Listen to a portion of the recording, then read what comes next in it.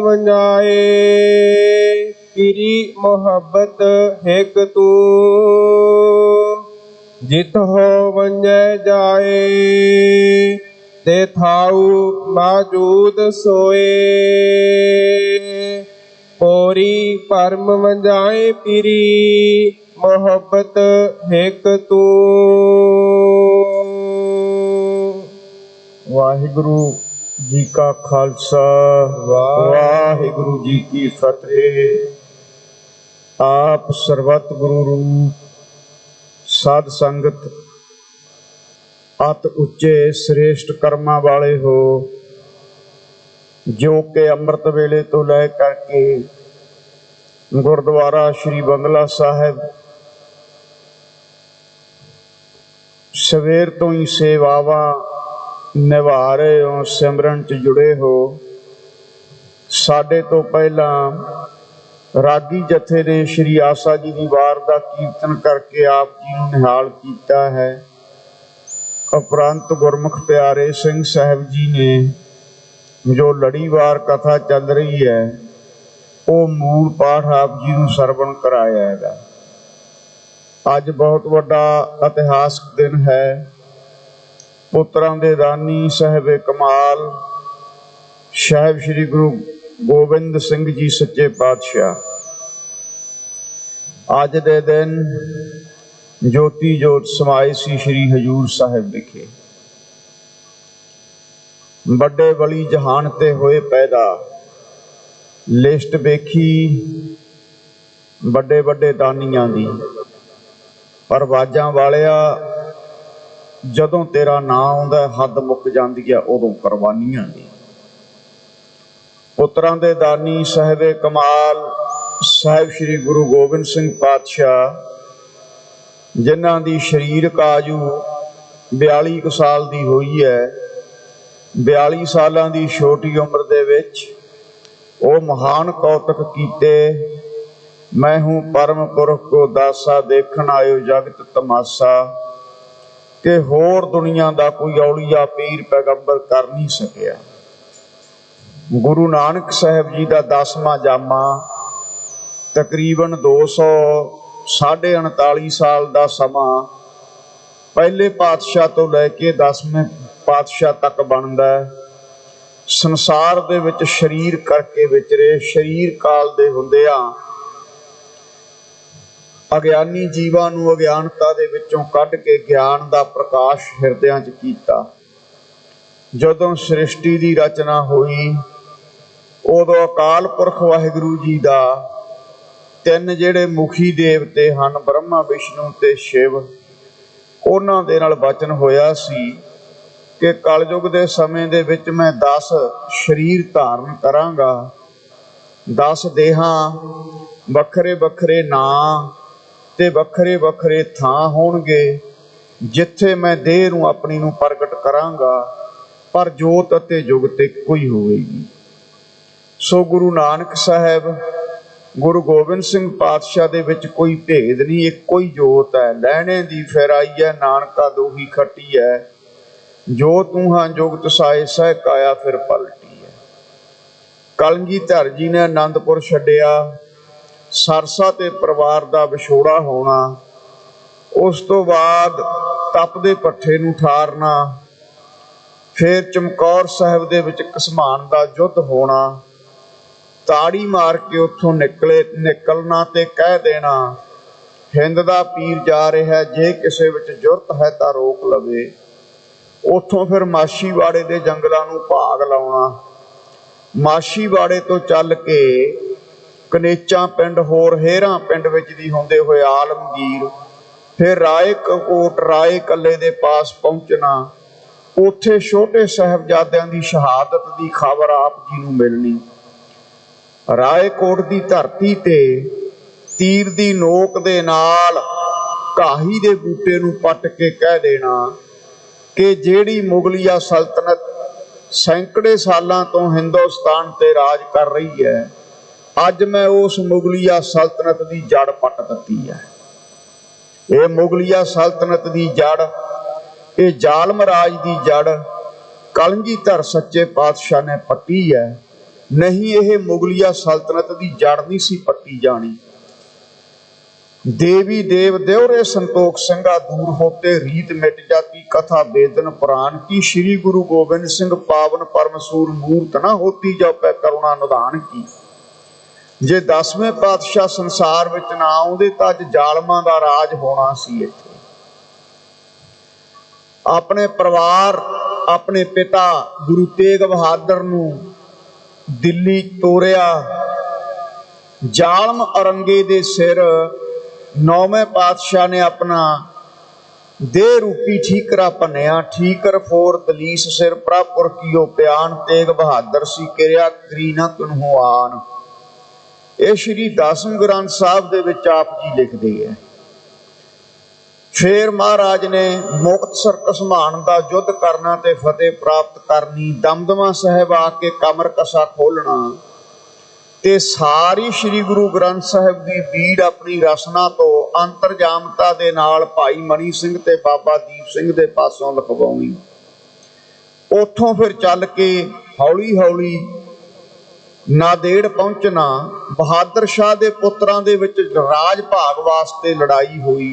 औरंगजेब दे पुत्रां च बहादुर शाह गुरु की शरण विच आया।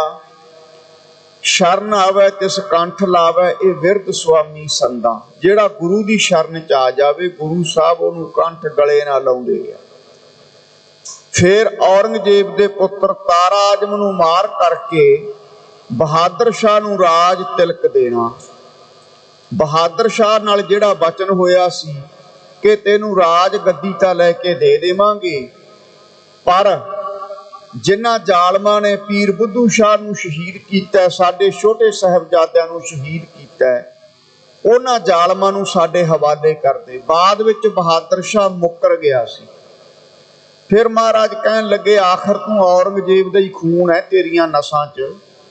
जिवें तेरा प्यो कुरान दी कसम खा के मुकर गया सी आनंदपुर छड्ड दो, उही हाल तैं कीता। कोई गल नहीं, मेरा एक बंदा मैं भेजांगा जिहड़ा जुल्म राज की जड़ पट देवेगा। वो बंदा सिंह बहादुर नूं सच्चे पातशाह जी ने नादेड़ तो भेजिया। 9 नंद सीगे, 9 नंदां तो नादेड़ पिया। क्योंकि समा नहीं विस्तार विच जाण दा, आपां शब्द की विचार भी करनी है। फिर सच्चे पातशाह जी ने सचखंड जाण दा समा नेड़े आया देख के कत्तक सुदी दूज वाले दिन महाराज सच्चे पातशाह ने गुरु ग्रंथ साहिब सच्चे पातशाह दे लड़ लाया सारी कौम। ये दोहरा भी गुरु गोबिंद सिंह पातशाह दा है। दोहरा आज्ञा भई अकाल की तवे चलायो पंथ, सब सिखण को हुक्म है गुरु मान्यो ग्रंथ। श्री हजूर साहिब विखे एक गोहज पोथी नां दा ग्रंथ पिया, ਉਹਦੇ ਵਿੱਚ ਇਹ ਸਾਰੇ ਦੋਹਰੇ ਲਿਖੇ ਹੋਏ ਨੇ। ਕਈਆਂ ਨੇ ਕਹਿ ਦਿੱਤਾ ਇਹ ਗੁਰੂ ਗੋਬਿੰਦ ਸਿੰਘ ਦਾ ਦੋਹਰਾ ਨਹੀਂ, ਇਹ ਬਾਅਦ ਵਿੱਚ ਗਿਆਨੀ ਗਿਆਨ ਸਿੰਘ ਨੇ ਉਚਾਰਿਆ। ਇਸ ਗੱਲ ਦਾ ਫਾਇਦਾ ਪਖੰਡੀ ਅਤੇ ਦੇਹਧਾਰੀ ਗੁਰੂਆਂ ਨੇ ਬੜਾ ਲਿਆ ਵੀ ਇਹ ਤਾਂ ਬਾਅਦ ਚ ਉਚਾਰਿਆ। ਨਹੀਂ ਖਾਲਸਾ ਜੀ, ਇਹ ਗੁਰੂ ਗੋਬਿੰਦ ਸਿੰਘ ਦਾ ਦੋਹਰਾ ਹੈ। ਮਹਾਰਾਜ ਨੇ ਸਟ੍ਰਿਕਟਲੀ ਬੜੇ ਸਖਤ ਲਫ਼ਜ਼ਾਂ ਚ ਕਿਹਾ कि मेरा खालसा शब्द गुरु ग्रंथ साहिब नूं अज तो बाद गुरु मन्ने, किसी भी देहधारी नूं अपना गुरु करके ना मन्ने। ये कलगीधर जी ने वचन किया। कत्तक सुदी दूज वाले दिन जदों गुरु ता गद्दी बख्शी, भाई मनी सिंह साहब जी, भाई संतोख सिंह जी, बाबा दीप सिंह जी, भाई हर सिंह जी, इन्हां सिंघां नूं महाराज ने 5 प्यारियां च लाया सीगा। भाई 5 प्यारियां दे विचों भाई धर्म सिंह जी, क्योंकि भाई दया सिंह जी चढ़ाई कर गए सी ते 3 प्यारे चमकौर दी जंग विच शहीद हो गए सीगे। सो कलगीधर जी ने फिर कत्तक सुदी दूज वाले दिन गुरु ग्रंथ साहिब नूं गुरु ता गद्दी बख्शी है। कत्तक सुदी पंचमी वाले दिन महाराज सच्चे पातशाह समेत शास्त्र सजा करके चिखा ते बैठे है ਤੇ ਸਤਿਗੁਰੂ ਮਹਾਰਾਜ ਭਾਣਾ ਵਰਤਾ ਕੇ ਅੱਜ ਦੇ ਦਿਨ ਜੋਤੀ ਜੋਤ ਸਮਾਈ ਸੀ। ਇਹ ਸਤਿਗੁਰੂ ਮਹਾਰਾਜ ਦੀ ਖੇਡ ਸੀ। ਸਰਹੰਦ ਵਾਲੇ ਵਜੀਦੇ ਨੇ ਮਹਾਰਾਜ ਤੇ ਹਮਲਾ ਵੀ ਕਰਵਾਇਆ, ਪਠਾਣਾ ਨੂੰ ਭੇਜਿਆ। ਪਹਿਲਾਂ ਉਹ ਵਫਾਦਾਰ ਬਣ ਕੇ ਰਹੇ। ਮਹਾਰਾਜ ਜਾਣਦੇ ਸੀ ਵੀ ਇਹਨਾਂ ਦੇ ਮਨ 'ਚ ਖੋਟ ਹੈ। ਇਹ ਖੇਡ ਹੀ ਸੀ ਸਤਿਗੁਰੂ ਸੱਚੇ ਪਾਤਸ਼ਾਹ ਦੀ। ਮਹਾਰਾਜ ਸੱਚੇ ਪਾਤਸ਼ਾਹ ਦੀ ਇਹ ਖੇਡ ਸੀ। ਸੱਚੇ ਪਾਤਸ਼ਾਹ ਦੀ ਕਿਹਦੀ ਤਾਕਤ ਸੀ ਮਹਾਰਾਜ ਤੇ ਛੁਰੇ ਦਾ ਵਾਰ ਕਰ ਦਿੰਦਾ। ਤੇ ਜਿਨ੍ਹਾਂ ਨੇ ਵਾਰ ਕੀਤਾ ਛੁਰੇ ਦਾ, ਉਹਨਾਂ ਨੂੰ ਮੌਕੇ ਤੇ ਝਟਕਾ ਦਿੱਤਾ ਸੀ ਤੇ ਇੱਕ ਨੂੰ ਸਿੰਘਾਂ ਨੇ ਖਤਮ ਕਰ ਦਿੱਤਾ ਸੀ। सूरज किरण मिली जल का जल हुआ राम, ज्योति ज्योत रली संपूर्ण थिया राम। महाराज शास्त्र सजा करके, महाराज का वचन है बिना शास्त्र केस नरंग भेड़ जानो, पाकरता है कान हूं किते लै सधानो। एही मोर आज्ञा सुनो हे प्यारे, बिना शास्त्र केस ना देव हूं ददारे। मेरा सिख शास्त्र तो बिना ते केसां तो बिना मेरे कोले ना आवे, मैं तेनों दर्शन नहीं सिखा देने। अज बड़ा चले जे शास्त्र चुक लीए, कोई हथियार चुक लीए, कह देणगे जी बाबियां नूं की लोड़ पैगी गन चुक के प्रचार करन दी, प्रचारकां नूं की लोड़ पैगी हथियार रखण दी। होर खालसा जी हथियार खुसरे रखिया करनगे, होर प्रचारक कड़छियां चुक लैण। महाराज दा वचन है बिना शास्त्र केस नरंग भेड़ जानो, बिना हथियार ते केसां तो मेरे कोले ना आई, मैं तेनों दर्शन नहीं देने। ਆਪਾਂ ਪੁੱਤਰ ਕਿਹਦੇ ਆ? ਪੁੱਤਰਾਂ ਦੇ ਦਾਨੀ ਸਾਹਿਬ ਕਮਾਲ ਗੁਰੂ ਗੋਬਿੰਦ ਸਿੰਘ ਸੱਚੇ ਪਾਤਸ਼ਾਹ ਦੇ ਪੁੱਤਰਾਂ। ਜੇ ਸਾਹਿਬ ਸ੍ਰੀ ਗੁਰੂ ਗੋਬਿੰਦ ਸਿੰਘ ਮਹਾਰਾਜ ਦੇ ਪੁੱਤਰਾਂ ਨੇ ਸ਼ਾਸਤਰ ਨਹੀਂ ਰੱਖਣੇ, ਹੋਰ ਕੌਣ ਰੱਖੂਗਾ? ਪੰਜੇ ਕਕਾਰਾਂ ਦੇ ਵਿੱਚੋਂ ਆ ਕਿਰਪਾਨ ਕੀ ਹੈ? ਸ਼ਾਸਤਰ ਪਹਿਨਾਇਆ ਮਹਾਰਾਜ ਨੇ, ਸਵੈ ਰੱਖਿਆ ਵਾਸਤੇ। ਹਾਂ, ਦੂਸਰਾ ਪੱਖ ਇਹ ਵੀ ਹੈ, ਜੇ ਕੋਈ ਸ਼ਾਸਤਰ ਰੱਖ ਕੇ, कोई हथियार रख के किसी ते जुल्म करता है, किसी का घर लुटता है, किसी की दुकान लुटता है, किसी की इज्जत लुटता है, कलगीधर जी कहते वो मेरा सिख नहीं हो सकता। शास्त्र स्वै रखिया वास्ते, मजलूमां की रखिया वास्ते रखने हैं, किसी प्रकार की गुंडागर्दी या बदमाशी करने वास्ते नहीं। सो आओ कृपान पान धारियं करोड़ पाप तारियं, श्री 10वें ग्रंथ विच वचन हैं। ਜਿਹੜਾ ਸਿੱਖ ਕਿਰਪਾਨ ਪਾ ਲੈਂਦਾ, ਅੰਮ੍ਰਿਤ ਪਾਨ ਕਰਦਾ, ਉਹਦੇ ਕਰੋੜਾਂ ਪਾਪ ਕੱਟੇ ਜਾਂਦੇ ਹਨ। ਕਈ ਅੰਮ੍ਰਿਤ ਤਾਂ ਛਕ ਲੈਂਦੇ ਐ, ਪਰ ਕਕਾਰਾਂ ਦੀ ਰਹਿਤ ਨਹੀਂ ਰੱਖਦੇ। ਕਕਾਰਾਂ ਦੀ ਰਹਿਤ ਰੱਖਣੀ ਬੜੀ ਜ਼ਰੂਰੀ ਹੈ। ਬਚਨ ਆਉਂਦੇ ਹਨ, ਨਿਸ਼ਾਨੇ ਸਿੱਖੀ ਪੰਜ ਹਰਫ ਕਾਫ, ਹਰਗਿਜ਼ ਨਾ ਬਾਸ਼ਦੀ ਪੰਜ ਮੁਆਫ। ਜੇ ਪੰਜਾਂ ਕਕਾਰਾਂ ਚੋਂ ਇੱਕ ਵੀ ਕਕਾਰ ਨਹੀਂ ਪਾਇਆ, ਤੈਨੂੰ ਮਾਫੀ ਨਹੀਂ ਮਿਲ ਸਕਦੀ। कड़ा कृपान कशहरा कंधा ते केस, जे पंजां चों एक भी तैनू माफ नहीं। कई अमृत छक लैंदे है पर कृपान नहीं पाउंदे, कहंदे चुभदी है, भार जा लगदा है। भाई फिर अमृत पान करन दा की फायदा? धोखे वाली रहत नहीं रखनी। कई स्टेज ते पा लैंदे ने, गात्रा भी वड्डा, कशहरा भी गोडियां तो नीवा, कंघा भी वड्डा सारा, दिखाउण वास्ते भी संगत च प्रभाव पवे। ते खालसा जी जदों कमरे च जांदे है, रात नूं ककार नहीं लभदे, कृपान किते होर, कंघा किते होर। ये आपां किहनूं धोखा दे रहे हां? गुरु नूं तां आपां ठग नहीं सकदे, ये आपां अपने आप नूं धोखा दे रहे हां। क्योंकि गुरु ना हो मरे ना ठागे जाहे। इन्हां गल्लां दा लेखा देना पैंदा अकाल पुरख दी दरगाह च। स्टेज तो वचन उन्ना करिए जिन्ना निभा सकते होइए। कई बड़े धर्म के ठेकेदार बने फिरदे है भी असी बड़े, साडे सिर ती पंथ चलदा है, ते अपने परिवार नूं सुधार नहीं सकते। सब तो पहला प्रचारक नूं अपने घरों प्रचार शुरू करना चाहिए। दीन दयाल भरोसे तेरे सब परिवार चढ़ाया बेड़े। जे प्रचारक दा अपना परिवार ही अमृतधारी नहीं, की किसी ते असर पऊगा? इस करके आओ खालसा जी, कलगीधर सच्चे पातशाह ज्योति जोत समाए, पर उस तो पहला महाराज किड्डी वड्डी देन संसार नूं दे के गए। गिदड़ा तो शेर बनाया, 1.25 लाख से एक लड़ाऊं, तवै गोबिंद सिंह नाम कहाऊं। श्री दसम ग्रंथ साहब सच्चे पातशाह की रचना की। दसम ग्रंथ के जाप साहब के अर्थ आनंदपुर साहब पढ़ाए। बाकी सारे अर्थ महाराज ने दसम ग्रंथ के हजूर साहब जाके पढ़ाउणा कीते है। दसम की बाणी सिपाही बनाउंदी है, श्री गुरु ग्रंथ साहब की बाणी संत बनाउंदी है। खालसा कला संत नहीं, महाराज ने खालसे नूं संत सिपाही बनाया है। जे तेरे एक हाथ विच माला है, दूसरे हाथ विच तेरे श्री साहब होनी चाहिए है।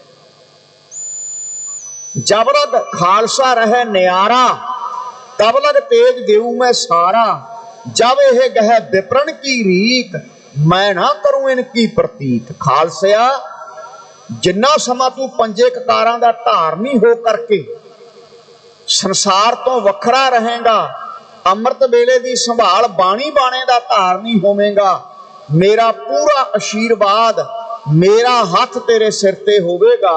ते जदों तू विपरां वालियां रीतां ते पखंड च पै जावेगा, शास्त्रां दा त्याग कर देवेगा, बाणी नहीं पढ़ेगा, हर समय बाणी ते किंतु परंतु करेगा, फिर भाई मैं तेरे ते भरोसा नहीं करना, फिर मेरा रिश्ता तेरे नालों खत्म है। आ 10वें पातशाह की बाणी ते किंतु परंतु करी जाते हैं। एडी वड्डी कुर्बानी कलगीधर जी की, कहते 10वें ग्रंथ बाणियों नहीं महाराज जी। जे 10वें ग्रंथ नूं कढ़ देंगे, खालसा कित्थों बनू? ਜਿਹੜੀਆਂ 5 ਬਾਣੀਆਂ ਹਨ, ਅੰਮ੍ਰਿਤ ਛਕਾਉਣ ਵੇਲੇ 5 ਪਿਆਰੇ ਪੜ੍ਹਦੇ ਐ, 3 ਬਾਣੀਆਂ ਤਾਂ 10 ਦੀਆਂ ਨੇ। ਸੰਤ ਤੇ ਸਿਪਾਹੀ ਦਾ ਸਮੇਲ ਕਲਗੀਧਰ ਜੀ ਨੇ ਖਾਲਸੇ ਨੂੰ ਬਣਾਇਆ। सतगुरु महाराज सचखंड गमन कर गए, संगतां दे विच बड़ा बैराग छाया। हजूर साहब दे पहले जथेदार भाई संतोख सिंह जी होए। बड़ी वड्डी देन सतगुरु महाराज दे के गए। अज भी साध संगत महाराज किते गए नहीं, शरीर ओले करिया। माता साहब कौर जी उस समय मौजूद सी, बाद विच माता जी दिल्ली आए है। कलगीधर जी ने जदों सचखंड जाण दा त्यारा कीता, माता जी विराग च आ गई, सच्चे पातशाह मैं तो आप जी के दर्शन करे बिना प्रसादा नहीं छकदी, हुण किवें लंघूगा समा? कहण लगे, जदों तुसीं नितनेम करोगे अमृत वेले, नितनेम करके शास्त्रां दे दर्शन करोगे, तां शास्त्रां दे विचों मेरे दर्शन हो जाया करनगे। एडी वड्डी महानता है शास्त्रां दी। शास्त्र ਅਤੇ शास्त्र का सुमेल खालसे नूं होना चाहिए। ग्रंथ भी पढ़े खालसा, विद्वान भी होवे, ते नाल नाल खालसा सिपाही भी होना चाहिए। आओ कलगीधर सच्चे पातशाह दे चरनां ते करोड़ां बारी प्रणाम। हे दशमेश पिता, तुहाडा देना नहीं ये हिंदुस्तान दे सकदा। जे तुसीं अपने पिता नूं उन्हां ब्राह्मणां दी पुकार सुन के सनातन धर्म की रखिया लई दिल्ली ना भेजदे, गुरु तेग बहादुर इत्थे सीस दा बलिदान ना दिंदे, तां अज भी इत्थे इस्लाम दा ही बोलबाला होना सी। ये कलगीधर सच्चे पातशाह दी देन है। हजारां साल राज करन वाली मुगलिया सल्तनत की जड़ पट के रख दित्ती। अमृत वेले 5 बाणियां, रहरास शाम नूं, कीर्तन सोहला सौण वेले, इन्हां 7 बाणियां दा नितनेम गुरु के सिख नूं होना चाहिए। वध जिन्नी मर्जी बाणी पढ़ लवे। आओ पंचम पिता गुरु अर्जन देव सच्चे पातशाह, गुरु अर्जन देव गुरु तेग बहादुर महाराज दे गुरु गोबिंद सिंह महाराज दे परदादा जी लगदे सी। गुरु अर्जन साहब गुरु तेग बहादुर दे दादा जी लगदे सी। इंतफाक देखो, कुदरत दा करिश्मा देखो। गुरु अर्जन साहब अते गुरु तेग बहादुर दादा पोता, इन्हां ने शांतमई शहीदी दित्ती। 5वें जामे च तत्ती तवी ते बैठ गए, 9वें जामे च सीस का बलिदान दे दिता। शांतमई 6वां ते 10वां जामा 6वें पातशाह गुरु गोबिंद सिंह महाराज दे दादा जी लगदे सी। एक ਦਾਦੇ ਪੋਤੇ ਨੇ ਸ਼ਾਂਤਮਈ ਸ਼ਹਾਦਤ ਦੇ ਦਿੱਤੀ ਤੇ ਦੂਸਰੇ ਪਾਸੇ ਇੱਕ ਦਾਦੇ ਪੋਤੇ ਨੇ ਖੰਡਾ ਖੜਕਾਇਆ ਜੋ ਸ੍ਰਿਸ਼ਟੀ ਦੀ ਰਚਨਾ ਵੇਲੇ ਬਚਨ ਕੀਤਾ ਸੀ ਕਿ ਮੇਰੇ 10 ਜਾਮਿਆਂ ਦੇ ਵਿੱਚੋਂ 2 ਜਾਮੇ ਮੇਰੇ ਐਸੇ ਹੋਣਗੇ, ਸ਼ਬਦ ਦੇ ਖੰਡੇ ਦੇ ਨਾਲ ਮੈਂ ਪ੍ਰਤੱਖ ਖੰਡਾ ਫੇਰਾਂਗਾ। ਉਹ ਜਾਮੇ ਸੀ 6ਵਾਂ ਜਾਮਾ ਤੇ 10ਵਾਂ ਜਾਮਾ। 6ਵੇਂ ਜਾਮੇ 'ਚ 4 ਜੰਗਾਂ, 10ਵੇਂ ਜਾਮੇ 'ਚ 14 ਜੰਗਾਂ ਮਹਾਰਾਜ ਨੇ ਕੀਤੀਆਂ ਤੇ ਜ਼ਾਲਮਾਂ ਦੇ ਦੰਦ ਖੱਟੇ ਕੀਤੇ ਐ। ਹੁਣ 5ਵੇਂ ਪਾਤਸ਼ਾਹ ਸ਼ਹੀਦਾਂ ਦੇ ਸਰਤਾਜ ਸਾਨੂੰ ਕਲਯੁਗ ਦੇ ਜੀਵਾਂ ਨੂੰ ਲੜੀਵਾਰ ਜੋ ਕਥਾ ਚੱਲ ਰਹੀ ਹੈ ਕੀ ਗਿਆਨ ਉਪਦੇਸ਼ ਦੇ ਰਹੇ ਹਨ, ਸਰਵਣ ਕਰੋ ਜੀ। ਵਾਹਿਗੁਰੂ ਸਾਹਿਬ ਜੀ। ਸ਼ਲੋਕ ਦਖਣਾ ਮਹੱਲਾ ਪੰਜਵਾ। ਸ਼ਲੋਕ ਦਖਣਾ। ਦਖਣੇ ਦਾ ਕੀ ਅਰਥ ਹੈ? ਇੱਕ ਲੰਮਾ ਦੇਸ਼ ਹੈ, ਲੰਮੇ ਦੇਸ਼ ਦੀ ਬੋਲੀ ਹੈ। ਲੰਮੇ ਦੇਸ਼ ਦੀ ਬੋਲੀ ਦੇ ਵਿੱਚ ਸ਼ਲੋਕ ਨੂੰ ਦਖਣਾ ਕਿਹਾ ਜਾਂਦਾ ਹੈ। ਦਖਣੇ ਦਾ ਅਰਥ ਹੁੰਦਾ ਦੇਣਾ, ਦਾਨ ਕਰਨਾ। ਇੱਥੇ ਮਹਾਰਾਜ ਸਾਨੂੰ ਕੀ ਦੇ ਰਹੇ ਆ, ਕੀ ਦਾਨ ਕਰ ਰਹੇ ਨੇ? ਗਿਆਨ ਉਪਦੇਸ਼। 5ਵੇਂ ਪਾਤਸ਼ਾਹ ਸਾਨੂੰ ਗਿਆਨ ਉਪਦੇਸ਼ ਬਖਸ਼ ਰਹੇ ਹਨ। ਹੋਰੀ ਭਰਮ ਵੰਜਾਏ ਪੀਰੀ ਮੁਹੱਬਤ ਹਿਕ ਤੂ, ਜਿਤਹੁ ਵੰਜੈ ਜਾਏ ਤੇ ਥਾਉ ਮੌਜੂਦ ਸੋਏ। ਭੋਰੀ ਦਾ ਅਰਥ ਹੁੰਦਾ ਰੰਚਕ ਮਾਤਰ। ਇੱਕ ਭੋਰੀ ਦਾ ਅਰਥ ਹੁੰਦਾ ਭਰਮ। ਭੋਰੀ ਦਾ ਅਰਥ ਹੁੰਦਾ ਰੰਚਕ ਮਾਤਰ, ਇੱਕ ਭੋਰੀ ਦਾ ਅਰਥ ਹੁੰਦਾ ਭੋਲੀ, ਜਿਵੇਂ ਭੋਲਾ ਸੁਭਾਅ। ਹੇ ਸੱਚੇ ਪਾਤਸ਼ਾਹ, ਮੇਰੀ ਬਿਰਤੀ ਬੜੀ ਭੋਲੀ ਹੈ, ਅਣਜਾਣ ਹੈ। ਕਿਰਪਾ ਕਰੋ, ਮੇਰੇ ਅੰਦਰੋਂ ਭਰਮ ਦਾ ਪਰਦਾ ਲਾ ਦਿਓ, ਮੇਰੇ ਅੰਦਰ ਗਿਆਨ ਦਾ ਦੀਪ ਜਗਾ ਦਿਓ। ਵੰਝਾਏ ਪਿਰੀ ਮੁਹੱਬਤ ਹਿਕ ਤੂੰ। हे ਪਿਰੀ, ਪਿਰੀ ਤੋਂ ਭਾਵ ਪਰਮੇਸ਼ਰ, ਤੇਰੀ ਮੁਹੱਬਤ ਮੇਰੇ ਅੰਦਰ ਪੈਦਾ ਹੋ ਜਾਵੇ, ਐਸੀ ਕਿਰਪਾ ਕਰੋ।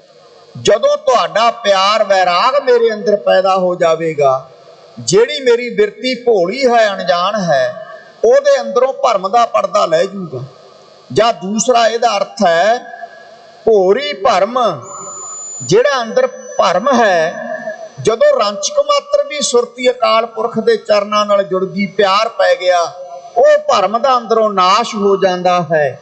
ਜਿੱਥੋਂ ਵੰਝੇ ਜਾਏ, ਜਿੱਥੋਂ ਜਿੱਥੋਂ ਵੀ ਮੈਂ ਜਾਵਾਂ, ਕਹਿਣ ਤੋਂ ਭਾਵ ਮੈਂ ਜਿੱਥੋਂ ਤੁਰਿਆ ਹਾਂ, ਜਿੱਥੇ ਤੁਰ ਰਿਹਾ ਹਾਂ ਤੇ ਜਿੱਥੇ ਮੈਂ ਜਾਣਾ, ਹਰ ਜਗ੍ਹਾ ਤੇ ਤੂੰ ਮੌਜੂਦ ਹੈ। ਪਾਸਟ, ਪ੍ਰੈਜੈਂਟ ਐਂਡ ਫਿਊਚਰ, ਤਿੰਨੇ ਕਾਲਾਂ ਦੇ ਵਿੱਚ ਤੂੰ ਸਤ ਹੈ। ਬਾਕੀ ਸੰਸਾਰ ਚਲਾਏਮਾਨ ਹੈ, ਨਾਸ਼ਵੰਤ ਹੈ। ਜਿੱਥੋਂ ਵੰਝੇ ਜਾਏ ਤਿਥਾਉ ਮੌਜੂਦ ਸੋਏ। ਜਿੱਥੋਂ ਜਿੱਥੋਂ ਵੀ ਮੈਂ ਜਾਵਾਂ, ਸੱਚੇ ਪਾਤਸ਼ਾਹ, ਜਾਂ ਮੈਂ ਜਾ ਰਿਹਾ ਤੇ ਜਿੱਥੇ ਪਹੁੰਚਾਂਗਾ, ਹਰ ਜਗ੍ਹਾ ਤੂੰ ਮੌਜੂਦ ਹੈ, ਤੇਰੀ ਹੋਂਦ ਹੈ। ਐਸੀ ਕੋਈ ਜਗ੍ਹਾ ਨਹੀਂ ਜਿੱਥੇ ਤੂੰ ਪਰਮੇਸ਼ਰ ਮੌਜੂਦ ਨਹੀਂ। ਜਾਂ ਦੂਸਰਾ ਪਏ ਵੀ ਭਾਵ ਲਾਵਾਂਗੇ ਵੀ ਜਿੱਥੇ ਮੈਂ ਜਾਵਾਂ, ਜਿੱਥੇ ਜਾ ਰਿਹਾ ਤੇ ਜਿੱਥੇ ਪਹੁੰਚਾਂ, ਹਰ ਸਮੇਂ ਮੈਂ ਤੇਰੀ ਹੋਂਦ ਦਾ ਅਹਿਸਾਸ ਕਰਾਂ। ਹਰ ਸਮੇਂ ਮੇਰੀ ਸੁਰਤ ਤੇਰੇ ਚਰਨਾਂ 'ਚ ਜੁੜ ਕੇ ਰਹੇ। ਮੇਰੀ ਸੁਰਤ ਜਦੋਂ ਤੇਰੇ ਚਰਨਾਂ 'ਚ ਜੁੜੇਗੀ, ਜਿਹੜਾ ਮੇਰੇ ਅੰਦਰ ਅਗਿਆਨਤਾ ਦਾ ਭਰਮ ਪਿਆ, ਪੜਦਾ ਪਿਆ, ਉਹ ਨਾਸ਼ ਹੋ ਜਾਵੇਗਾ। ਮਹੱਲਾ ਪੰਜਵਾ। 5ਵੇਂ ਪਾਤਸ਼ਾਹ ਜੀ ਅੱਗੇ ਗਿਆਨ ਉਪਦੇਸ਼ ਕਰਦੇ ਐ। ਚੜ ਕੇ ਘੋੜੜੈ ਕੁੰਦੇ ਪਕੜੈ, ਹੁੰਡੀ ਦੀ ਖਿਡਾਰੀ। ਚੜ ਕੇ ਘੋੜੜਾ ਕੁੰਦਾ ਪਕੜਾ ਹੈ।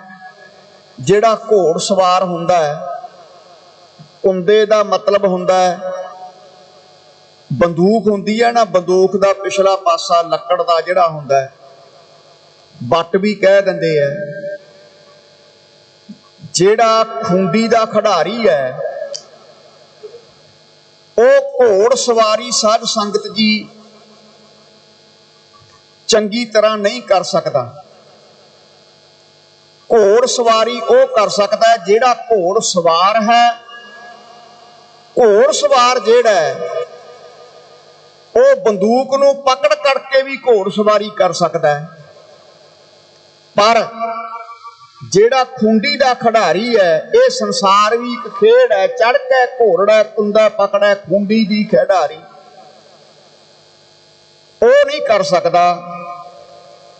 ਭਾਵ ਇਹਦਾ ਇਹ ਹੈ ਕਿ ਜਿਹਦੀ ਬਿਰਤੀ ਸੰਸਾਰ ਦੇ ਰਸਾਂ ਕਸਾਂ 'ਚ ਫਸੀ ਹੋਈ ਹੈ,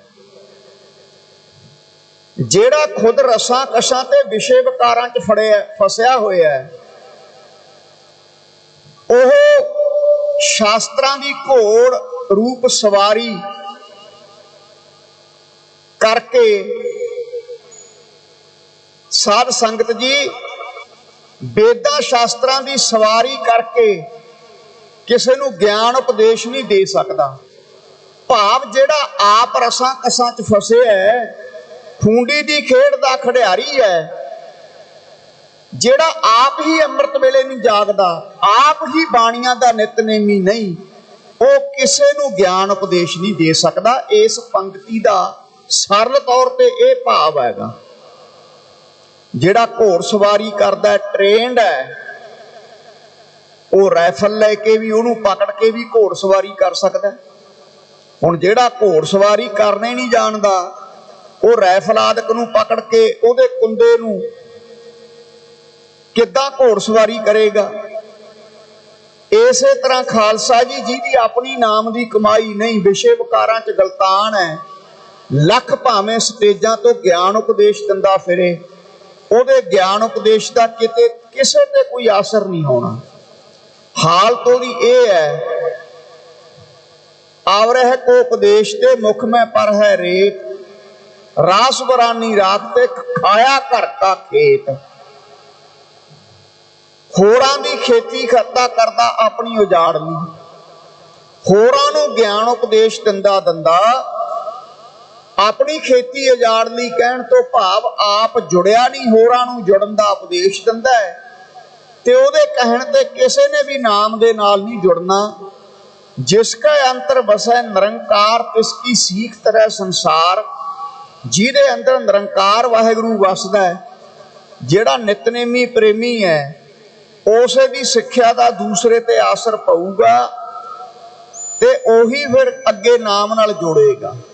ਅੱਜ ਪ੍ਰਚਾਰ ਬਹੁਤ ਹੋ ਰਿਹਾ ਹੈ, ਬੜੀਆਂ ਪ੍ਰਬੰਧਕ ਕਮੇਟੀਆਂ ਜ਼ੋਰ ਲਾ ਕੇ ਪ੍ਰਚਾਰ ਕਰ ਰਹੀਆਂ ਨੇ, ਪਰ ਖੂੰਡੀ ਦੀ ਖਿਡਾਰੀ ਵਾਲੀ ਗੱਲ ਸਾਡੀ ਹੋਈ ਪਈ ਹੈ ਵੀ ਸਾਡਾ ਪ੍ਰਚਾਰ ਕਰਨ ਵਾਲਿਆਂ ਦਾ ਆਪਣਾ ਜੀਵਨ ਨਹੀਂ। ਆਪ ਅਸੀਂ ਨਿਤਨੇਮ ਨਹੀਂ ਕਰਦੇ, ਅੰਮ੍ਰਿਤ ਵੇਲੇ ਦੀ ਸੰਭਾਲ ਨਹੀਂ ਕਰਦੇ, ਸਟੇਜ ਤੇ ਆ ਕੇ ਬਹਿ ਜਾਣਾ, ਲਿਸ਼ਕ ਪੁਸ਼ਕ ਕੇ ਸੰਗਤਾਂ ਨੂੰ ਗਿਆਨ ਉਪਦੇਸ਼ ਦੇਣਾ, ਉਹ ਤਾਂ ਫਿਰ ਮੁੱਖ ਮੈਂ ਪਰ ਹੈ ਰੇਤ ਵਾਲੀ ਗੱਲ ਹੈ। ਜਿਹੜਾ ਜੀਵਨ ਵਾਲਾ ਹੈ, ਉਹਨੂੰ ਬਹੁਤੇ ਗ੍ਰੰਥ ਪੜ੍ਹਨ ਦੀ ਵੀ ਲੋੜ ਨਹੀਂ ਹੁੰਦੀ, ਉਹਦੇ ਅੰਦਰ ਵੀ ਗਿਆਨ ਦਾ ਚਸ਼ਮਾ ਫੁੱਟ ਪੈਂਦਾ ਗੁਰੂ ਦੀ ਕਿਰਪਾ ਦੇ ਨਾਲ, ਨਾਮ ਅਭਿਆਸ ਦੇ ਨਾਲ। ਜਿਵੇਂ ਸੰਤ ਗਿਆਨੀ ਗੁਰਬਚਨ ਸਿੰਘ ਖਾਲਸਾ ਭਿੰਡਰਾਂ ਵਾਲੇ ਹੋਏ ਹੈ, ਉਹਨਾਂ ਦੇ ਅੰਦਰੋਂ ਹੀ ਗਿਆਨ ਦਾ ਚਸ਼ਮਾ ਐਸਾ ਫੁੱਟਿਆ ਹੋਇਆ ਸੀ, ਅੱਜ ਤੱਕ ਉਹਨਾਂ ਵਰਗੇ ਅਰਥ ਨਹੀਂ ਕੋਈ ਗੁਰਬਾਣੀ ਦੇ ਕਰ ਸਕਿਆ। ਸੋ ਨਾਮ ਅਭਿਆਸ ਜਿਹਨੇ ਪ੍ਰਚਾਰ ਕਰਨਾ, ਕਥਾ ਕਰਨੀ ਹੈ, ਕੀਰਤਨ ਕਰਨੀ ਹੈ, ਉਹਨੂੰ ਪਹਿਲਾਂ ਖੁਦ ਆਪਣੇ ਆਪ ਨੂੰ ਪ੍ਰੀਪੇਅਰ ਕਰਨਾ ਪਊ। ਅੰਮ੍ਰਿਤ ਵੇਲੇ ਜਾਗਣ ਦੇ ਵਿੱਚ, ਨਾਮ ਅਭਿਆਸ ਦੇ ਵਿੱਚ, ਬਾਣੀ ਪੜ੍ਹਨ ਦੇ ਵਿੱਚ, ਫਿਰ ਉਹਦੇ ਪ੍ਰਚਾਰ ਦਾ ਕਿਸੇ ਤੇ ਅਸਰ ਪਵੇਗਾ। ਇਹ ਨਹੀਂ ਵੀ ਅੱਜ ਐਸੇ ਪ੍ਰਚਾਰਕ ਹੈ ਨਹੀਂ, ਬਾਣੀ ਦੇ ਧਾਰਨੀ ਹੈ, ਜ਼ਰੂਰ ਹੈ, ਪਰ ਹੈਨ ਬਿਰਲੇ ਨਾਹੀ ਘਣੇ ਫੈਲ ਫਕੜ ਸੰਸਾਰ। ਐਸੀ ਹਾਲਤ ਹੋਈ ਪਈ ਹੈ। ਸੋ ਖਾਲਸਾ ਜੀ, ਚੜ ਕੇ ਘੋੜੇ ਕੁੰਦੇ ਪਕੜੈ ਖੂੰਡੀ ਦੀ ਖਿਡਾਰੀ। ਭਾਈ ਖੂੰਡੀ ਦੀ ਖਿਡਾਰੀ ਤੋਂ ਭਾਵ ਜਿਹੜਾ ਆਪ ਨਾਮ ਸਿਮਰਨ ਦੇ ਵਿੱਚ ਨਹੀਂ ਜੁੜਿਆ, ਉਹ ਕਿਸੇ ਨੂੰ ਫਿਰ ਜੋੜ ਨਹੀਂ ਸਕਦਾ, ਉਹਦੀ ਸਿੱਖਿਆ ਦਾ ਅਸਰ ਨਹੀਂ ਕਿਸੇ ਤੇ ਪਵੇਗਾ ਕੋਈ। ਹੰਸਾ ਸੇਤੀ ਚੇਤੇ ਉਲਾਸੈ, ਕੁੱਕੜ ਦੀ ਉਡਾਰੀ। ਹੁਣ ਉਲਾਸੇ ਤੋਂ ਭਾਵ ਚਾਅ ਆਉਣਾ, ਜਿਹੜਾ ਕੁੱਕੜ ਹੁੰਦਾ ਨਾ, ਮੁਰਗਾ, ਕਈ ਵਾਰੀ ਉਹਦੇ ਮਨ 'ਚ ਆ ਜਾਂਦਾ ਮੈਂ ਹੰਸਾਂ ਦੀ ਰੀਸ ਕਰਾਂ, ਮੇਰਾ ਰੰਗ ਚਿੱਟਾ ਹੈ, ਹੰਸਾਂ ਦਾ ਵੀ ਚਿੱਟਾ ਹੈ, ਮੈਂ ਹੰਸਾਂ ਦੀ ਤਰ੍ਹਾਂ ਉਡਾਰੀ ਮਾਰਾਂ। ਪਰ ਕੁੱਕੜ ਕਦੇ ਵੀ ਹੰਸਾਂ ਜਿੰਨੀ ਲੰਮੀ ਉਡਾਰੀ ਨਹੀਂ ਮਾਰ ਸਕਦਾ। ਯਾਦ ਰੱਖਿਓ, ਹੰਸ ਦੀ ਉਡਾਰੀ ਬੜੀ ਵੱਡੀ ਹੁੰਦੀ ਹੈ। ਗ੍ਰੰਥਾਂ 'ਚ ਲਿਖਿਆ ਹੈ ਇੱਕ ਉਡਾਰੀ ਮਾਰ ਕੇ ਹੰਸ 400 ਕੋਹ ਕਵਰ ਕਰ ਲੈਂਦਾ। 400 ਕੋਹ ਬਾਟ, ਐਨੀ ਲੰਮੀ ਉਡਾਰੀ ਹੈ। ਤੇ ਦੂਜੇ ਪਾਸੇ ਕੁੱਕੜ ਦੀ ਉਡਾਰੀ ਕੀ ਹੈ? ਵੱਧ ਤੋਂ ਵੱਧ ਉਡਾਰੀ ਮਾਰ ਕੇ ਕਿਸੇ ਰੂੜੀ ਦੇ ਢੇਰ ਤੇ ਬਹਿ ਜੂ, ਗੰਦਗੀ ਤੇ, ਜਾਂ ਕੰਧ ਤੇ ਜਾ ਕੇ ਬਹਿ ਜੂਗਾ, ਜਾਂ ਕੋਠੇ ਤੇ ਜਾ ਕੇ ਬਹਿ ਜੂਗਾ। ਕੁੱਕੜ ਦੀ ਉਡਾਰੀ ਬੜੀ ਛੋਟੀ ਹੈ ਹੰਸਾਂ ਦੇ ਮੁਕਾਬਲੇ। ਇਹਦਾ ਅੰਤਰੀਵ ਭਾਵ ਜਾਣਨਾ ਹੈ। ਇਸੇ ਤਰ੍ਹਾਂ ਜਿਹੜਾ ਤਾਂ ਮਨਮੁਖ ਹੈ ਉਹ ਤਾਂ ਹੈਗਾ ਕੁੱਕੜ ਦੀ ਨਿਆਈ, ਗੁਰਮੁਖ ਹੰਸ ਦੀ ਨਿਆਈ ਨੇ। ਮਨਮੁਖ ਰੂਪੀ ਕੁੱਕੜ ਜਿਹੜਾ ਹੈ, ਜੇ ਉਹ ਰੀਸ ਕਰੇ ਗੁਰਮੁਖ ਰੂਪ ਹੰਸ ਦੀ ਕਿ ਮੈਂ ਇਹਦੇ ਵਾਂਗੂ ਤੁਰੀਆ ਅਵਸਥਾ ਦੇ ਵਿੱਚ ਪਹੁੰਚ ਜਾਵਾਂਗਾ, ਨਾਮ ਸਿਮਰਨ ਮੈਨੂੰ ਕਰਨ ਦੀ ਮੈਂ ਕਰਨਾ ਨਹੀਂ ਪਹੁੰਚ ਸਕਦਾ ਬ੍ਰਹਮ ਗਿਆਨ ਦੀ ਅਵਸਥਾ 'ਚ। ਮਨਮੁਖ ਦੀ ਉਡਾਰੀ ਕਿੰਨੀ ਕੁ ਹੈ? ਵੱਧ ਤੋਂ ਵੱਧ ਉਡਾਰੀ ਮਾਰ ਕੇ ਵਿਸ਼ਿਆਂ ਰੂਪੀ ਗੰਦਗੀ ਰੂਪੀ ਰੂੜੀ ਤੇ ਬੈਠ ਜਾਏਗਾ, ਕਿਸੇ ਕਲੱਬ ਪੱਬ 'ਚ ਤੁਰ ਜਾਏਗਾ ਰਾਤ ਨੂੰ, ਉੱਥੇ ਸ਼ਰਾਬ ਪੀਵੇਗਾ, ਮਾਸ ਆਦਿਕ ਦਾ ਸੇਵਨ ਕਰੇਗਾ। ਜੇ ਰੂੜੀ ਤੇ ਨਹੀਂ ਤਾਂ ਫਿਰ ਸਾਧ ਸੰਗਤ ਉਡਾਰੀ ਮਾਰ ਕੇ, ਭਾਵ ਕੁੱਕੜ ਜਿਵੇਂ ਕੰਧ ਤੇ ਬਹਿ ਜਾਂਦਾ, ਥੋੜੀ ਜੀ ਹੋਰ ਉਡਾਰੀ ਮਾਰ ਲਵੇਗਾ, ਵਿਸ਼ੇ ਵਿਕਾਰਾਂ ਰੂਪੀ ਰੂੜੀ ਨੂੰ ਛੱਡ ਕੇ ਵੱਧ ਤੋਂ ਵੱਧ ਹੰਕਾਰ ਵਿੱਚ ਆ ਕਰਕੇ ਦਾਨ ਕਰ ਦੇਵੇਗਾ। ਹੰਕਾਰ ਦੇ ਵਿੱਚ ਕੀਤਾ ਹੋਇਆ ਦਾਨ ਵੀ ਕਿਸੇ ਕੰਮ ਨਹੀਂ। ਤੇ ਫੇਰ ਅੱਗੇ ਜਾ ਕੇ ਜੇ ਹੋਰ ਲੰਮੀ ਉਡਾਰੀ ਮਾਰਨਾ ਚਾਹੇਗਾ ਤਾਂ ਹੋਰ ਪੁੰਨ ਕਰਮ ਕਰ ਕਰਕੇ ਸਵਰਗ 'ਚ ਪਹੁੰਚ ਜਾਵੇਗਾ। ਐਦੋਂ ਵੱਧ ਉਡਾਰੀ ਨਹੀਂ। ਤੇ ਦੂਜੇ ਪਾਸੇ ਜਿਹੜਾ ਗੁਰਮੁਖ ਹੈ, ਉਹਦੀ ਉਡਾਰੀ ਹੀ, ਉਹਦੀ ਪਹੁੰਚ ਹੀ ਤੁਰੀਆ ਅਵਸਥਾ ਤੱਕ ਹੁੰਦੀ ਹੈ। ਤੁਰੀਆ ਭਾਵ ਬ੍ਰਹਮ ਗਿਆਨ ਦੀ ਅਵਸਥਾ। ਐਨੀ ਲੰਮੀ ਉਡਾਰੀ ਲਾਉਂਦਾ ਸਿਮਰਨ ਕਰਕੇ। ਗੁਰਬਾਣੀ 'ਚ ਬਚਨ ਆਉਂਦੇ ਨੇ, ਤੀਨ ਵਿਆਪੈ ਜਗਤ ਕੋ, ਤੁਰੀਆ ਪਾਵੈ ਕੋਏ, ਨਾਨਕ ਸੰਤ ਨਿਰਮਲ ਭਏ, ਜਿਨ ਮਨ ਵਸਿਆ ਸੋਏ। ਆਮ ਜਿਹੜਾ ਦੁਨਿਆਵੀ ਬੰਦਾ ਤਿੰਨ ਗੁਣਾਂ ਦੇ ਵਿੱਚ ਫਸਿਆ ਹੋਇਆ, ਰਜੋ ਗੁਣ, ਸਤੋ ਗੁਣ, ਤਮੋ ਗੁਣ। ਤਿੰਨ ਪ੍ਰਕਾਰ ਦਾ ਦਾਨ ਕਰਦਾ ਹੈ, ਤਿੰਨ ਪ੍ਰਕਾਰ ਦੀ ਬਿਰਤੀ ਹੈ।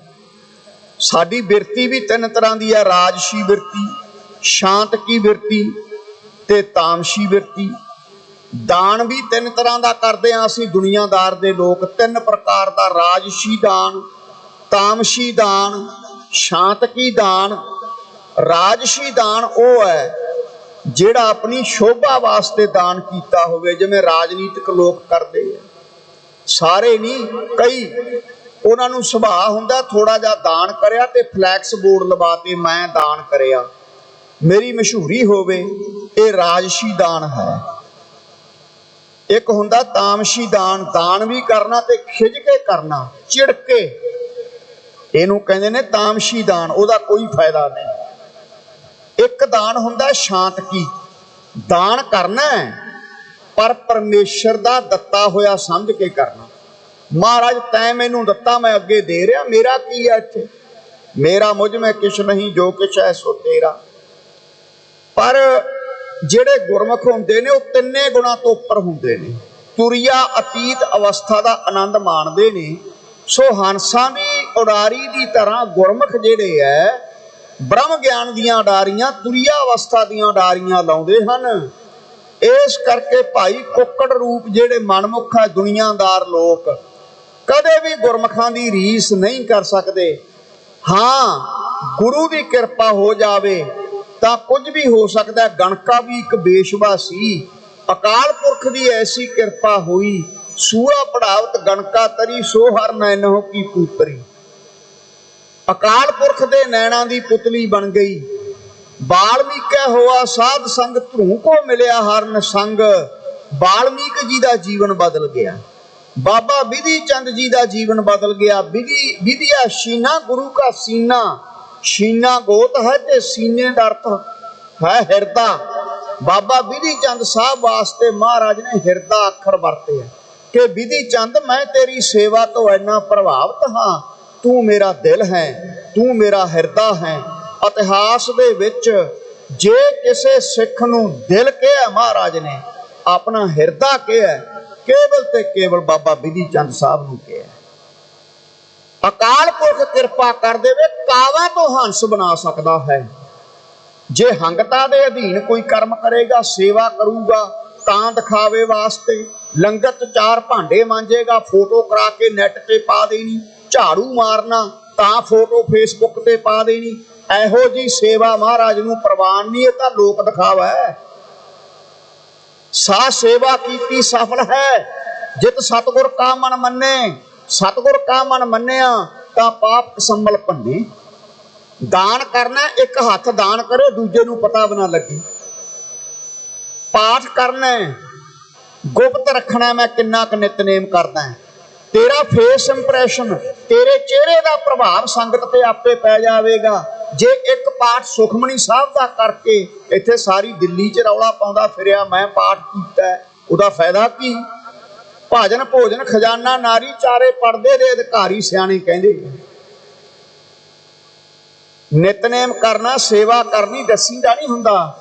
ਫੇਰ ਉਹ ਅਵਸਥਾ ਨਹੀਂ ਰਹਿੰਦੀ, ਹੰਕਾਰ ਆ ਜਾਂਦਾ ਅੰਦਰ। ਸੋ ਹੰਸਾਂ ਦੀ ਉਡਾਰੀ ਤਾਂ ਬੜੀ ਲੰਮੀ ਹੈ। ਇਸੇ ਤਰ੍ਹਾਂ ਗੁਰਮੁਖ ਰੂਪੀ ਹੰਸ ਸੁਰਤ ਕਰਕੇ ਬੜੀ ਉਡਾਰੀ ਲੰਮੀ ਮਾਰਦੇ ਹੈ, ਤੇ ਜਿਹੜੇ ਦੁਨੀਆਦਾਰ ਨੇ ਉਹਨਾਂ ਦੀ ਸੁਰਤ ਕਰਕੇ ਉਡਾਰੀ ਬੜੀ ਛੋਟੀ ਹੁੰਦੀ ਹੈ।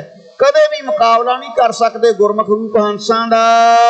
ਪੌੜੀ। ਅੱਗੇ ਪੌੜੀ ਉਚਾਰਨ ਕਰਕੇ ਗੁਰੂਦੇਵ ਜੀ ਸਾਨੂੰ ਕਲਯੁਗ ਦੇ ਜੀਵਾਂ ਨੂੰ ਉਪਦੇਸ਼ ਦਿੰਦੇ ਨੇ। ਰਸਨਾ ਉਚਰੈ ਹਰ ਸ਼ਰਵਣੀ ਸੁਣੈ, ਸੋ ਉਦਰੈ ਮੀਤਾ। ਰਸਨਾ ਉਚਰੈ, ਗੁਰਮੁਖ ਜਿਹੜੇ ਨੇ ਰਸਨਾ ਦੁਆਰਾ ਨਾਮ ਨੂੰ ਉਚਾਰਦੇ ਨੇ। ਗੁਰਬਾਣੀ ਕਹਿੰਦੀ ਹੈ, ਇਹ ਭਾਈ ਸਰਬ ਸਾਂਝੀ ਬਾਲਤਾ ਦਾ ਸੰਦੇਸ਼ ਹੈ ਗੁਰੂ ਕੀ ਬਾਣੀ ਦਾ। हे ਭਾਈ, ਰਸਨਾ ਦੁਆਰਾ ਵਾਹਿਗੁਰੂ ਦੇ ਨਾਮ ਨੂੰ ਉਚਾਰ। ਸਰਬਣੀ ਸੁਣੈ, ਕੰਨਾਂ ਦੇ ਨਾਲ ਸੁਣਨਾ ਕਰ। ਪਰ ਆਪਾਂ ਰਸਨਾ ਦੁਆਰਾ ਚੁਗਲੀਆਂ, ਨਿੰਦਿਆ ਤੇ ਗੰਦੀਆਂ ਗਾਲਾਂ ਕੱਢਦੇ ਆ, ਕੰਨਾਂ ਦੁਆਰਾ ਗੰਦੇ ਗੀਤ ਸੁਣਦੇ ਆ। ਇਹ ਅੱਜ ਦੀ ਸਾਡੀ ਹਾਲਤ ਹੈ। ਇਹ ਹਾਲਤ ਸਾਡੀ ਹੋਈ ਪਈ ਹੈ। ਫੇਰ ਆਪਾਂ ਸ਼ਾਂਤੀ ਭਾਲਦੇ ਆ ਤੇ ਖਾਲਸਾ ਜੀ ਫਿਰ ਸ਼ਾਂਤੀ ਮਿਲੂਗੀ ਕਿੱਥੋਂ? ਸ਼ਾਂਤੀ ਮਿਲਣੀ ਸੀ ਰਸਨਾ ਦੁਆਰਾ ਨਾਮ ਜਪ ਕੇ, ਕੰਨਾਂ ਦੁਆਰਾ ਸੁਣ ਕੇ। ਰਸਨਾ ਦੁਆਰਾ ਨਿੰਦਿਆ ਚੁਗਲੀ ਤੇ ਕੰਨਾਂ ਦੁਆਰਾ ਗੰਦੇ ਗੀਤ ਸੁਣਦੇ ਆ, ਤੇ ਫਿਰ ਸ਼ਾਂਤੀ ਮਿਲੂਗੀ ਕਿੱਥੋਂ? ਗੁਰਬਾਣੀ ਕਹਿੰਦੀ ਹੈ, ਸੁਖ ਨਾਹੀ ਬਹੁਤੇ ਧਨ ਖਾਟੇ, ਸੁਖ ਨਾਹੀ ਪੇਖੈ ਨਿਰਤ ਨਾਟੇ, ਸੁਖ ਨਾਹੀ ਬਹੁ ਦੇਸ਼ ਕਮਾਏ, ਸਰਬ ਸੁੱਖਾਂ ਹਰ ਹਰ ਗੁਣ ਗਾਏ। ਪੀਸ ਆਫ ਮਾਈਂਡ, ਮਨ ਦੀ ਸ਼ਾਂਤੀ। ਬਹੁਤੇ ਧਨ ਪ੍ਰਾਪਤ ਕਰਕੇ ਵੀ ਸੁੱਖ ਨਹੀਂ ਮਿਲਨੇ, ਬਹੁਤੇ ਦੇਸ਼ਾਂ ਦਾ ਭਰਮਣ ਕਰਕੇ ਵੀ ਸੁੱਖ ਨਹੀਂ ਮਿਲਨੇ, ਤੇ ਸਰਬ ਸੁੱਖਾਂ ਹਰ ਹਰ ਗੁਣ ਗਾਏ। ਸਾਰੇ ਸੁੱਖ ਆ ਗੁਰੂ ਦੀ ਬਾਣੀ ਨੂੰ ਗਾ ਕੇ ਤੈਨੂੰ ਪ੍ਰਾਪਤ ਹੋਣਗੇ। ਜਦੋਂ ਆਪਾਂ ਸ਼ੁਰੂ ਕਰਦੇ ਆ ਨਾ ਰਸਨਾ ਦੁਆਰਾ ਨਾਮ ਜਪਣਾ, ਪਹਿਲਾਂ ਮਨ ਉਪਰਾਮ ਹੁੰਦਾ ਹੈ। ਕਲਯੁਗ ਆਪਣਾ ਜ਼ੋਰ ਦਿਖਾਉਂਦਾ ਹੈ, ਨੀਂਦ ਵੀ ਆਉਂਦੀ ਹੈ, ਮਾੜੇ ਖਿਆਲ ਵੀ ਆਉਂਦੇ ਨੇ, ਪਰ ਖਾਲਸਾ ਜੀ ਹਟ ਨਾ ਕਿਤੇ ਜਾਇਓ, ਲੱਗੇ ਰਹੋ। ਮਹਾਰਾਜ ਕਹਿੰਦੇ, ਕਬੀਰ ਕੇਸੋ ਕੇਸੋ ਕੂਕੀਐ, ਨਾ ਸੋਈਐ ਅਸਾਰ, ਰਾਤ ਦਿਵਸ ਕੇ ਕੂਕਣੇ, ਕਬਹੂ ਕੇ ਸੁਣੇ ਪੁਕਾਰ। ਕਦੇ ਤਾਂ ਤੇਰੀ ਪੁਕਾਰ ਸੁਣੇਗਾ ਨਾ, ਲੱਗਿਆ ਰਹਿ। ਛੇਵੇਂ ਪਾਤਸ਼ਾਹ ਨੂੰ ਸਿੱਖਾਂ ਨੇ ਪ੍ਰਸ਼ਨ ਕੀਤਾ। ਛੇਵੇਂ ਪਾਤਸ਼ਾਹ ਗੁਰੂ ਹਰਗੋਬਿੰਦ ਸਾਹਿਬ ਮੀਰੀ ਪੀਰੀ ਦੇ ਮਾਲਕ ਨੂੰ ਕਹਿਣ ਲੱਗੇ, ਮਹਾਰਾਜ ਤੁਸੀਂ ਕਹਿੰਦੇ ਹੋ ਨਾਮ ਜਪੋ, ਨਾਮ ਤਾਂ ਜਪਦੇ ਆ, ਸੁਰਤ ਨਹੀਂ ਜੁੜਦੀ ਤੇ ਫਲ ਕਿਵੇਂ ਮਿਲੇਗਾ? ਮਹਾਰਾਜ ਜੀ ਨੇ ਇੱਕ ਘੜਾ ਮੰਗਾਇਆ, ਘੜੇ ਦੇ ਵਿੱਚ ਮੱਖਣ ਪਵਾਇਆ, ਮੱਖਣ ਪਵਾ ਕੇ ਕਢਾ ਲਿਆ। ਕਹਿੰਦੇ ਮੱਖਣ ਹੈ, ਕਹਿੰਦੇ ਕੱਢ ਲਿਆ। ਮਹਾਰਾਜ ਕਹਿੰਦੇ ਪਰ ਮੱਖਣ ਤਾਂ ਕੱਢ ਲਿਆ, ਥੰਧਿਆਈ ਤਾਂ ਵਿੱਚ ਰਹਿ ਗਈ ਨਾ, ਥੰਧਿਆਈ ਨਹੀਂ ਕਿਤੇ ਜਾਂਦੀ। ਇਸੇ ਤਰ੍ਹਾਂ ਜਦੋਂ ਬਾਣੀ ਪੜ੍ਹਦੇ ਆ, ਬਾਣੀ ਪੜ੍ਹੀ ਚੱਲ, ਜੇ ਅੱਜ ਮਨ ਨਹੀਂ ਲੱਗਿਆ 2-4 ਦਿਨਾਂ ਨੂੰ ਲੱਗ ਜੂ, ਫਲ ਕਿਤੇ ਨਹੀਂ ਜਾਂਦਾ, ਯਾਦ ਰੱਖੀ। ਕਈ ਇਸ ਗੱਲੋਂ ਡਰਦੇ ਹਟ ਜਾਂਦੇ ਨੇ, ਸਾਡਾ ਮਨ ਨਹੀਂ ਲੱਗਦਾ, ਫਲ ਨਹੀਂ ਮਿਲਣਾ। ਫਲ ਮਿਲੇਗਾ ਹੀ ਮਿਲੇਗਾ, ਹੌਲੀ ਹੌਲੀ ਮਨ ਆਪੇ ਟਿਕ ਜਾਵੇਗਾ। ਸਤਿਗੁਰੂ ਅੱਗੇ ਅਰਦਾਸ ਕਰੀਏ, ਰਸ ਨਾ ਉਚਰੇ ਹਰ ਸਰਬਣੀ ਸੁਣੈ, ਸੋ ਉਧਰੈ ਮਿੱਤਾ। ਮਿੱਤਾ ਤੋਂ ਭਾਵ ਮਿੱਤਰ। ਹੇ ਮਿੱਤਰ, ਜਿਹੜਾ ਰਸਨਾ ਦੁਆਰਾ ਵਾਹਿਗੁਰੂ ਦੇ ਨਾਮ ਨੂੰ ਜਪਦਾ, ਕੰਨਾਂ ਦੁਆਰਾ ਸੁਣਦਾ, ਸੰਸਾਰ ਰੂਪੀ ਭਵ ਸਾਗਰ ਦੇ ਵਿੱਚੋਂ ਉਧਰੇ ਤੋਂ ਭਾਵ ਉਹਦਾ ਜੀਵਨ ਰੂਪੀ ਬੇੜਾ ਸੰਸਾਰ ਰੂਪੀ ਭਵ ਸਾਗਰ ਵਿੱਚੋਂ ਤਰ ਜਾਂਦਾ ਹੈ। ਹਰ ਜਸ ਲਿਖੈ ਲਾਏ ਭਾਵਨੀ, ਸੇ ਹਸਤ ਪਵਿੱਤਰ। ਜਿਹੜਾ ਹਰ ਜਸ ਨੂੰ ਭਾਵਨਾ ਨਾਲ, ਸ਼ਰਧਾ ਨਾਲ, ਇਹਦੇ ਦੋ ਅਰਥ ਲਾਵਾਂਗੇ ਆਪਾਂ, ਇੱਕ ਅੰਤਰੀਵ, ਇੱਕ ਬਹਿਰੂਨੀ ਅਰਥ। ਬਾਹਰਲਾ ਅਰਥ ਇਹ ਹੈ, ਜਿਹੜਾ ਸ਼ਰਧਾ ਨਾਲ ਹਰੀ ਦੇ ਜਸ ਨੂੰ ਕਾਗਜ਼ ਉੱਪਰ ਲਿਖਦਾ ਹੈ। ਕਈ ਅਭਿਆਸ ਕਰਦੇ ਨੇ ਕਾਗਜ਼ ਉੱਪਰ ਲਿਖ ਕੇ, ਵਾਹਿਗੁਰੂ ਵਾਹਿਗੁਰੂ ਕਾਗਜ਼ ਉੱਪਰ ਲਿਖ ਕੇ। ਇਹ ਵੀ ਇੱਕ ਅਭਿਆਸ ਕਰਨ ਦਾ ਤਰੀਕਾ ਹੈ। ਜੇ ਆਪਾਂ ਸ਼ਰਧਾ ਨਾਲ ਹਰੀ ਦੇ ਜਸ ਨੂੰ ਲਿਖਾਂਗੇ ਨਾ ਕਾਗਜ਼ ਉੱਪਰ, ਵਾਹਿਗੁਰੂ ਵਾਹਿਗੁਰੂ, ਹੌਲੀ ਹੌਲੀ ਸੁਰਤ ਤਾਂ ਲੱਗੇਗੀ ਨਾ। ਇਹ ਵੀ ਇੱਕ ਤਰੀਕਾ ਹੈ ਅਭਿਆਸ ਕਰਨ ਦਾ। ਹੌਲੀ ਹੌਲੀ ਬਿਰਤੀ ਅੰਤਰਮੁਖ ਹੋਊਗੀ। ਕਈ ਗੁਰਮੁਖ ਜਿਨ੍ਹਾਂ ਨੂੰ ਚਾਹ ਹੈ ਨਾਮ ਅਭਿਆਸ ਦਾ, ਅਸੀਂ ਦੇਖੇ ਉਹ ਕਾਗਜ਼ ਉੱਪਰ ਲਿਖ ਕੇ ਅਭਿਆਸ ਕਰਦੇ ਆ ਵੀ ਸਾਡੀ ਸੁਰਤ ਛੇਤੀ ਇਕਾਗਰ ਹੋ ਜਾਵੇ। ਜਦੋਂ ਸੁਰਤ ਇਕਾਗਰ ਹੋ ਗਈ ਫਿਰ ਲਿਖਣ ਦੀ ਲੋੜ ਨਹੀਂ ਰਹਿੰਦੀ, ਫਿਰ ਤਾਂ ਜ਼ਬਾਨ ਵੀ ਬੰਦ ਹੋ ਜਾਂਦੀ ਹੈ, ਅੰਦਰ ਆਪਣੇ ਆਪ ਹੀ ਚੱਲ ਪੈਂਦਾ ਹੈ ਜੱਪਾ ਜਾਪ। ਮਿਹਨਤ ਕਰਨੀ ਪੈਂਦੀ ਹੈ।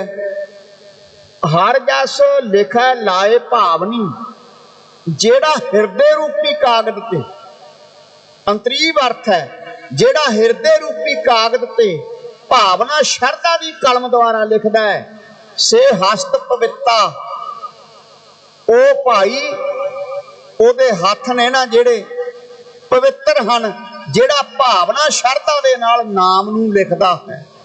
ਸੋ ਹਸਤ ਪਵਿੱਤਾ ਤੋਂ ਭਾਵ ਅੰਤਰੀਵ ਅਰਥ ਇਹ ਹੈ ਕਿ ਉਹ ਪਵਿੱਤਰ ਹੋ ਜਾਂਦਾ ਹੈ, ਉਹਦੇ ਹੱਥ ਪੈਰ ਸਾਰਾ ਸਰੀਰ ਪਵਿੱਤਰ ਹੋ ਜਾਂਦਾ ਹੈ, ਜਿਹੜਾ ਨਾਮ ਨੂੰ ਹਿਰਦੇ ਤੇ ਲਿਖਦਾ ਹੈ ਸੁਰਤ ਰੂਪੀ ਕਲਮ ਦੇ ਦੁਆਰਾ। ਕਹਿਣ ਤੋਂ ਭਾਵ ਸੁਰਤ ਨੂੰ ਸ਼ਬਦ ਨਾਲ ਜੋੜ ਕੇ ਨਾਮ ਜਪਦਾ ਹੈ, ਉਹਦਾ ਸਾਰਾ ਸਰੀਰ ਹੀ ਪਵਿੱਤਰ ਹੋ ਜਾਂਦਾ ਹੈ। ਤਨ ਵੀ ਤੇ ਮਨ ਵੀ ਉਹਦਾ ਨਿਹਾਲਤਾਈ ਨੂੰ ਪ੍ਰਾਪਤ ਕਰ ਲੈਂਦਾ ਹੈ। ਤਨ ਮਨ ਹੋਏ ਨਿਹਾਲ ਜਾਂ ਗੁਰਦੇਖਾਂ ਸਾਹਮਣੇ ਵਾਲੀ ਹਾਲਤ ਹੋ ਜਾਂਦੀ ਆ। ਜਿਹੜਾ ਭਾਵਨਾ ਦੇ ਨਾਲ ਹਿਰਦੇ ਰੂਪੀ ਕਾਗਜ਼ ਉੱਪਰ ਨਾਮ ਨੂੰ ਲਿਖਣਾ ਕਰਦਾ ਹੈ। ਸਤ ਸਠ ਤੀਰਥ ਮੱਜਣਾ, ਸਭ ਪੁੰਨ ਤਿਨ ਕੀਤਾ।